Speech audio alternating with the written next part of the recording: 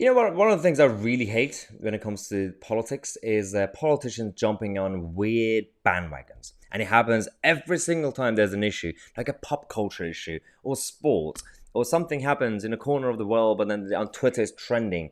This time it's Rishi Sunak jumping on a football bandwagon because England beat Germany a couple of days ago in the Euro final at Wembley, and everybody celebrated. Everybody was like, "Oh, watching it." Some people didn't watch it because some people don't watch women's football, and some people turned it into some sort of culture battle as usual. Both sides. It was absolutely crazy and unnecessary. Rishi Sunak, on the other hand, decided to release, do a press release, immediate press release, ready for Rishi. The last paragraph, so it was about, "Oh, congratulations, well done, England, the Lionesses, blah blah blah." The last bit said, Rishi Sunak will launch a review of women's football immediately as recommended in the Crouch review. So we need an immediate inquiry into football just because England beat Germany. Wow. Absolutely wow. The problem here is that this guy, he also tweeted while he was watching the game. He was sitting in some sort of pub, I guess, while Liz Truss was actually in the stadium sitting next to Prince William. The contrast was absolutely brilliant. But that reaction, I'm just going to guess. Rishi Sunak has probably never watched women's football in the past, ever. He was way too excited.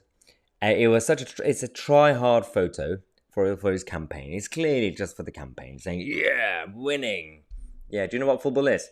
On the other hand, I mean, I'm not even the biggest supporter of Boris Johnson's government and policies, but they PR stunts is fine. They happen. You take pictures, you post on social media. That's just what politicians do and celebrities. I prefer this. Boris Johnson sitting in his tiny flat with his kids watching football. Again, it's still PR. It's still the same thing. It's for publicity.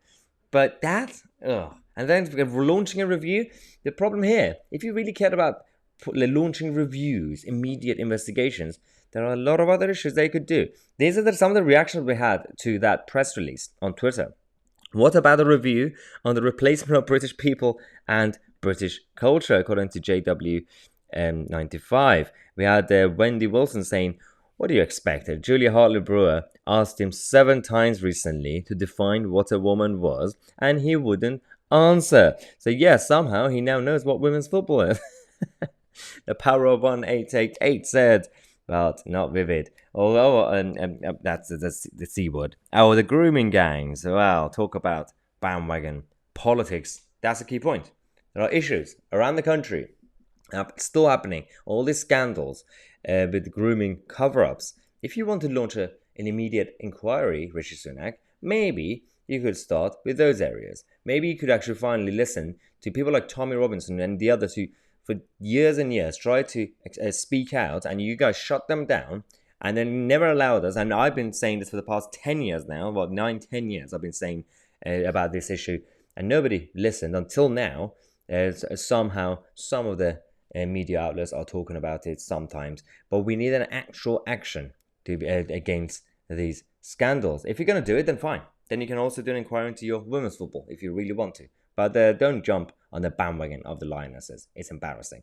We're going to come back in half an hour. We're going to tell you about the SNP's new policy against women and those who say women are women. So it's about self-ID. So we're going to come back and talk about that in half an hour. Don't forget to get your Build Back Britain merchandise on my TC, and we are the media.